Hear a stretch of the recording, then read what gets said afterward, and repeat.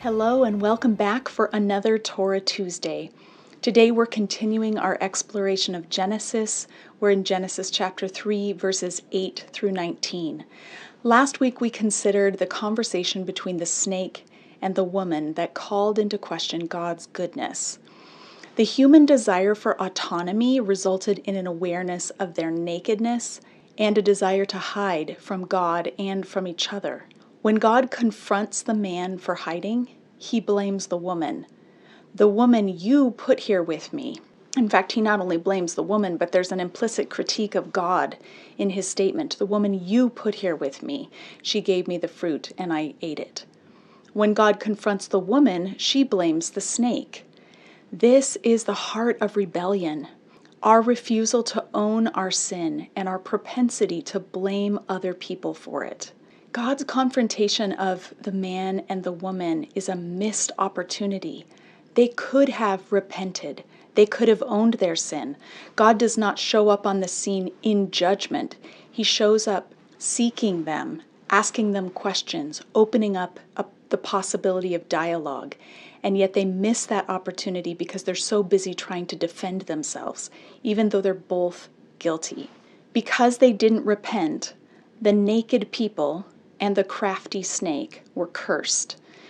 We saw last week that the word for naked is arom, the word for crafty is arum, and today we discover that the word for cursed is arur. So there's a wordplay that continues. The curse is on the naked people who believed the crafty snake. Here's what I find really interesting about these curses. Each curse brings pain and hardship to the very thing we were designed to do. The snake is made the lowest of all the animals. He will eat dust. The snake is told, he will crush your head and you will strike his heel. So there's going to be ongoing adversarial relationship between the humans and the creatures, which is not how God designed our relationship with the created beings to be. Humans are supposed to care for animals and share God's created world with them. The woman will have great pain in conception or pregnancy, you could translate it either way, and childbirth. God had told the first humans to be fruitful and multiply, and now in her attempt to carry out this blessing and this command, the woman will experience great pain. And in fact, the relationship between husband and wife will be fraught with tension. Your desire or longing will be for your husband, and he will dominate you. He will rule over you, which is not the design of Genesis 2, where man and woman, husband and wife, are side by side as partners. That relationship too is fractured by human rebellion. The man, in turn, will experience pain in his labor while farming. The ground will not just easily produce food. It will produce thorns and thistles, and the man will have to fight to get food out of it.